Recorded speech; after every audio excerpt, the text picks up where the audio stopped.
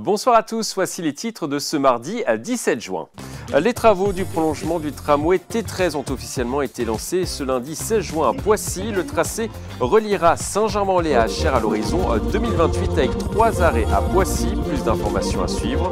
Les premières rames de la ligne 18 ont été présentées ce mardi matin au centre d'exploitation du futur métro à Palaiseau en Essonne. Fabriqués par Alstom, ces trains sont composés de 3 voitures et contiennent 88 places assises. Jusqu'à 350 personnes peuvent monter à bord.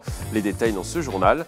Et puis Montigny-Bretonneux a présenté son programme culturel pour la saison 2025-2026. José Cachin, maire adjoint à la culture, vous présentera 3 bonnes raisons d'aller vivre ces moments culturels de la commune.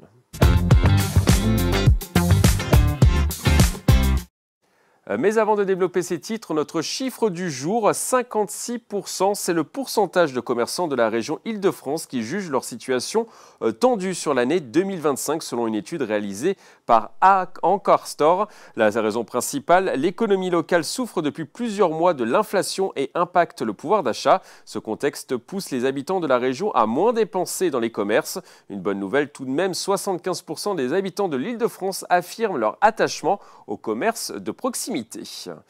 Je vous le disais dans les titres, les travaux du prolongement du tramway T13 ont officiellement été lancés ce lundi 16 juin à Poissy. Le tracé reliera Saint-Germain-en-Laye à Achères à l'horizon 2028 avec 3 arrêts à Poissy. Le tram-train passeront toutes les 10 minutes en heure de pointe et transporteront 17 000 voyageurs quotidiennement en reportage. Top départ pour les travaux du prolongement du tramway T13. Ce lundi 16 juin à Poissy, les élus ont mis officiellement sur les rails ce projet imaginé il y a une dizaine d'années. Le tracé reliera la liaison Saint-Germain-en-Laye-Saint-Cyr-l'École ouverte depuis 2022 à Achères avec 3 arrêts à Poissy. Un projet très attendu par les habitants de la commune. C'est de la pénibilité aujourd'hui, mais à terme, ce sont vraiment de très belles choses pour Poissy. C'est un magnifique projet et ça va changer complètement la donne à Poissy. Aujourd'hui, pour aller de banlieue à banlieue, il faut passer par Paris. Demain, ça sera plus nécessaire. Tout va changer à Poissy et Poissy va devenir une ville où on se transportera de manière plus douce, silencieuse, avec des nouvelles rames qui seront électriques, qui seront climatisées. C'est important de le dire aujourd'hui. Ce prolongement de 10 km comptera 5 gares. Il va permettre de relier Saint-Cyr-l'École à Achères en 38 minutes et Saint-Germain-en-Laye à Achères en 17 minutes. On a besoin des trams pour rabattre sur les gares et donc on a besoin d'outils très capacitaires et surtout dans les villes où on ne peut pas faire passer les bus. Et Poissy, qui est vraiment très engorgé, avait besoin de cette infrastructure. Rappelons que la région, c'est 50% de la dépense, c'est pas rien. Le département, 30%, alors que normalement, ça n'est pas dans nos missions. Plus de 150 millions d'euros, mais c'est tellement important pour Poissy qu'on le fait avec plaisir parce que c'est l'intérêt des habitants et du territoire. Pendant l'événement, la présidente de la région Île-de-France, Valérie Pécresse, a également annoncé un prolongement du tramway T13 d'Achères jusqu'à la commune de Cergy. Il faudra quand même encore un peu de patience pour voir les premiers tramways circuler dans la ville de Poissy. Les premières rames sont attendues à l'horizon 2028.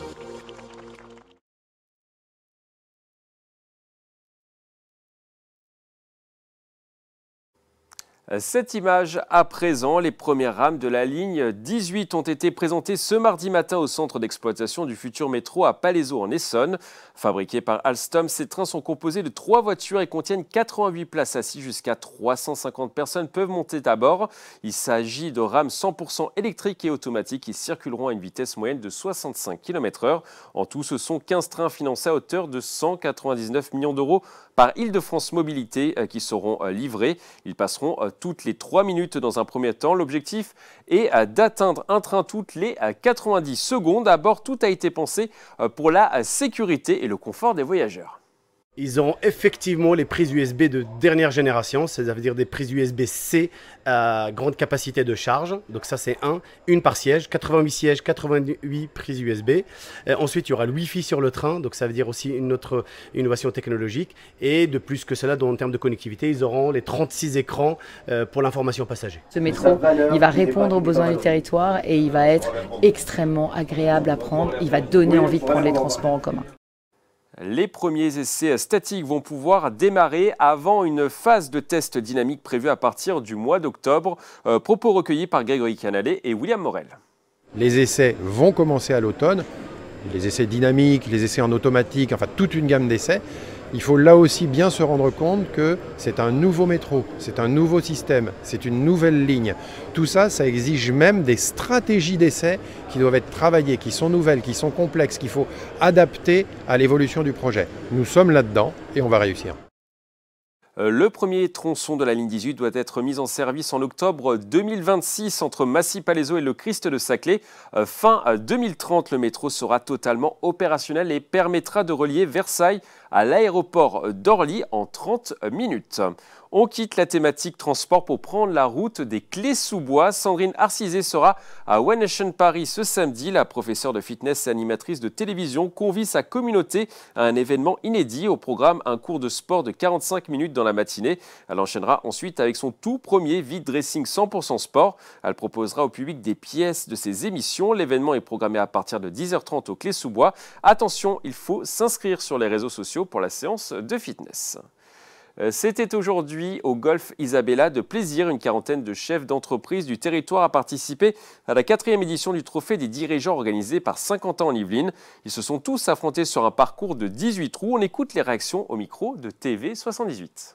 C'est de se rencontrer, c'est de connaître les activités présentes sur le territoire, éventuellement de trouver des synergies, travailler en B2B avec les différentes entreprises du secteur et puis passer un bon moment invité par la communauté d'agglo de 50 ans en Yvelines. Des prises de contact effectivement par rapport, c'est vrai que pendant 4 heures, 4h30 on a le temps de discuter avec du coup les gens qui sont sur notre partie et ça peut effectivement aboutir derrière des collaborations. C'est une magnifique journée, on est avec tous nos partenaires, beaucoup de clients de la concession Neuboer à Plaisir, donc ça va être, j'espère, une très belle journée pour certains car on a mis un véhicule en 3 en 1 à gagner.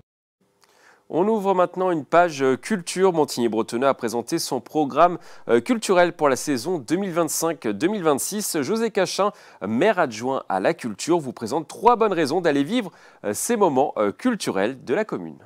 Bonjour, je suis José Cachin, maire adjoint à la culture à Montigny-le-Bretonneux. Et si je suis devant vous aujourd'hui, c'est pour vous donner 3 bonnes raisons d'assister au spectacle de notre ville.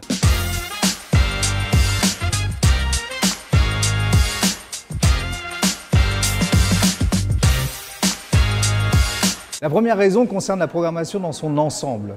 Nous proposons en effet cette année 18 spectacles auprès du tout public, 6 spectacles auprès du jeune public, avec une saison pluridisciplinaire, avec des spectacles qui ont été présentés à Avignon et qui sont donc peu présents en Île-de-France. La seconde raison, c'est de venir voir Walidia à la ferme du Manet. Son spectacle est intelligent, drôle, pertinent, juste et mordant, avec un mélange parfait de satire sociale, de réflexion personnelle et d'observation piquante sur le quotidien. Troisième raison, et pas des moindres, un spectacle qui se trouve à la salle Jacques Brel, qui s'appelle Courir. Courir, c'est en quelque sorte une performance théâtrale et musicale très rythmée, où l'émerveillement côtoie la gravité. Un spectacle qui raconte l'histoire d'un sportif au parcours hors du commun, qui a connu une descente aux enfers pour avoir défendu ses idées, et un spectacle atypique, mais aussi trépidant, qui raconte en quelque sorte une vie et une course exceptionnelle, portée par la composition musicale d'un trio électro-jazz. Si vous souhaitez voir Courir à la salle Jacques Brel, c'est le mardi 18 novembre à 20h30.